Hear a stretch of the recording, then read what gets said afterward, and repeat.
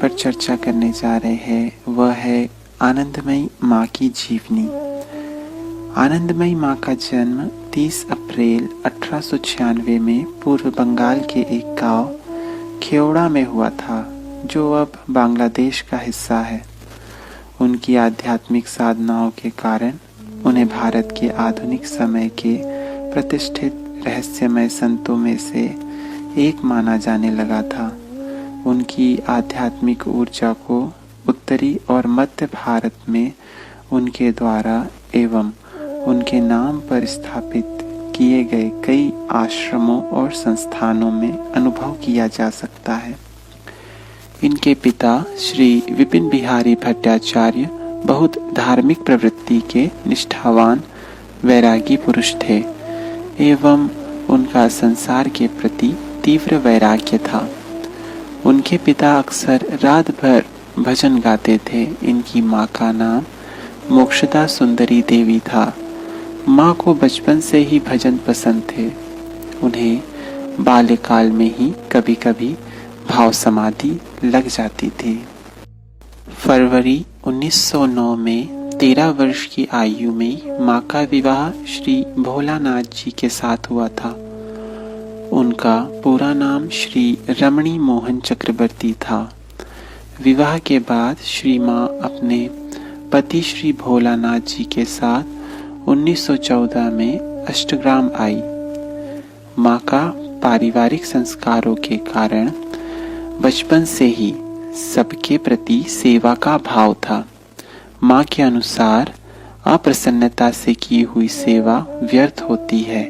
सेवा में अपना लाभ समझने से अपनी सत्कर्मों की शक्ति में बढ़ोतरी होती है। अष्टग्राम में से ही प्रकट रूप में ही माँ की साधना जीवन का प्रारंभ हो गया था। उनके आवास में माँ के पूजन के लिए तुलसी का मंच बना था। माँ वहाँ नित्य पूजन किया करती थी। धीरे धीरे वहाँ अन्य लोग भी पूजन के लिए आने लगे और वहाँ कीर्तन आदि होना प्रारंभ हो गया। कीर्तन के समय माँ भाव समाधि में चली जाती थी। ब्राह्मण हिंदू परंपरा में आध्यात्मिक ज्ञान प्राप्ति के लिए गुरु से दीक्षा अर्थात गुरु मंत्र प्रदान करने की प्रक्रिया को एक महत्वपूर्ण क्रम माना जाता है, परंतु माँ की दीक्षा स्वयं ही उनके द्वारा संपन्न हो गई। उनकी साधना में कर्मकांडों, प्रार्थना और दीक्षा की जटिल प्रक्रिया सभी स्वतः ही संपन्न हो गई। माँ के आध्यात्मिक विकास में भाव समाधि की अपनी विशेषता थी। श्री आनंदमयी माँ ने हमेशा भाव समाधि को महसूस किया था। उनके अनुसार वह केवल दृष्टा बनकर घटनाओं को देख सकती थी और शरीर क्रिया करता रहता था, कोई कष्ट का भाव नहीं।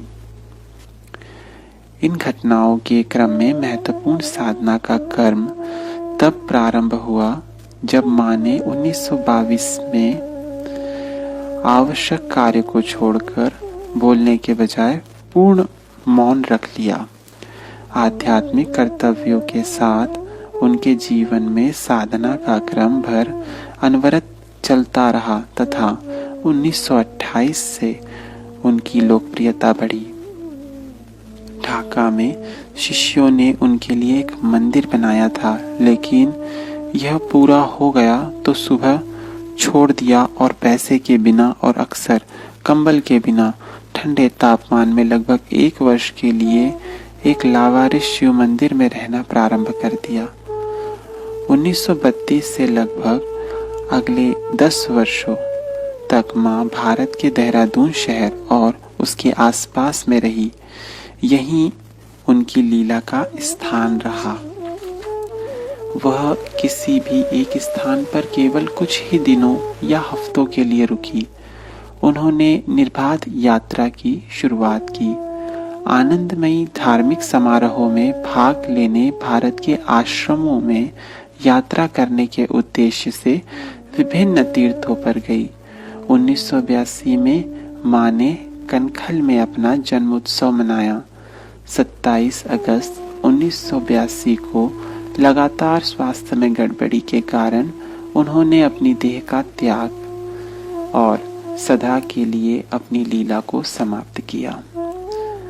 भारतीय भक्ति परंपराओं के इतिहास में शारीरिक संरचना और हृदय में परिवर्तन धार्मिक भावनाओं की सहज अभिव्यक्ति माना जाता है। आनंदमयी के परिवर्तनों में भी सामान्य रूप से मजबूत धार्मिक भावना का संकेत मिलता है। धन्यवाद।